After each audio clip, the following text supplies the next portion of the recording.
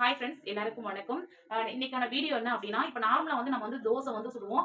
So அந்த தோசையில வந்து பார்த்தீங்கன்னா, இப்போ நார்மலா அரிசி, உளுந்து போட்டு அரைச்ச தோசை தான் நம்ம சுட்டு குடுத்துட்டு இருப்போம். இல்லாட்டினா வெஜிடபிள்ஸ் ஏதாவது வந்து ஆட் பண்ணி அதாவது கேரட் அந்த மாரி பீட்ரூட் இந்த மாரி மிக்ஸியில அரைச்சு மாவுல கலந்து அந்த மாரி கூட சிலர் சுட்டு குடுப்பாங்க. அப்புறம் பார்த்தீங்கன்னா, வேற வேற வேற விதமாலாம் நம்ம வந்து தோசையெல்லாம் சுட்டு குடுப்போம்.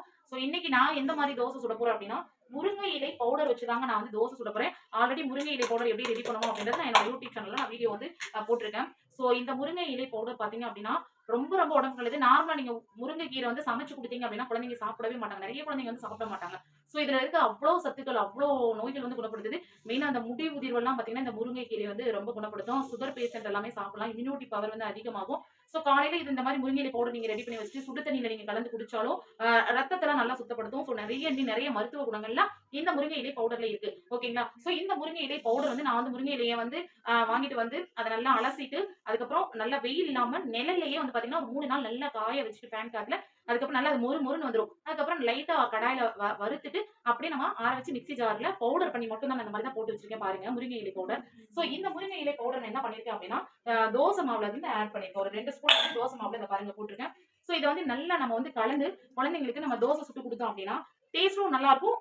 இதுல இருக்க அத்தன மருத்துவ குணங்களும் குழந்தைங்களுக்கு கிடைக்கும். அதுக்கப்புறம் பார்த்தீங்கன்னா, உங்களுக்கு நல்ல கிரீன் கலர்லயும் தோசை இருக்கும். கலர்ஃபுல்லாவும் பார்க்க நல்லா இருக்கும். ஓகேங்களா?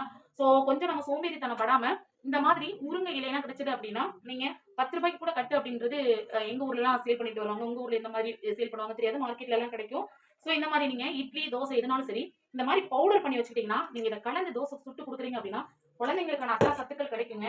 ஸோ நெறைய ஹவுஸ் ஒய்ஃபா இருக்கிறவங்க, தாய்மார்கள் வந்து இந்த மாரி முருங்கை இலை வந்து மெயினா குழந்தைங்களுக்கு குடுங்க. அவ்ளோ நல்ல விஷயங்கள் இருக்கு. நீங்க யூடியூப் சேனல்ல சர்ச் பண்ணி பார்த்தா உங்களுக்கு எல்லாமே தெரியும். சரிங்களா? ஸோ நான் இந்த மாதிரி தான் முருங்கை இலை பவுடர் வந்து ரெகுலராவே வாரத்துக்கு 4 நாள், 5 நாள் நான் இந்த மாதிரி யூஸ் பண்ணி என்னோட பசங்களுக்கு நான் வந்து குடுப்பேன். ஸோ நீங்க எந்த மாரி குடுப்பீங்க அப்படின்றது கமெண்ட் பாக்ஸ்ல கமெண்ட் பண்ணுங்க. இந்த மாரி முருங்கை இலை பவுடர்ல யாருக்காவது எப்படி ரெடி பண்ணணும்ன்ற வீடியோ நான் ஆல்ரெடி போஸ்ட் பண்ணியிருக்கேன். சரிங்களா? அது கீழ டிஸ்கிரிப்ஷன்ல நான் குடுத்துருக்கேன். அத வந்து நீங்க கிளிக் பண்ணி அந்த வீடியோ வந்து நீங்க பார்த்துக்கோங்க. ஓகேங்களா? ஸோ இந்த வீடியோ உங்களுக்கு யூஸ்ஃபுல்லா இருக்கும்னு நெனைக்கிறேன். நான் தோசை சுட்டுட்டு எப்படி இருக்குன்றத நான் உங்களுக்கு வந்து காட்டுறேன். ஓகேங்களா? சரிங்களா? இத பாருங்க கலர்ஃபுல்லா இருக்கு பாத்தீங்களா? நல்ல கிரீன் கலர்ல இருக்கு தோசை. இத பாருங்க.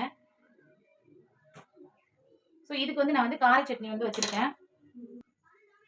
ஸோ இதுக்கு வந்து பாத்தீங்கன்னா, நான் சூப்பரான கார சட்னி வச்சிருக்கேன்.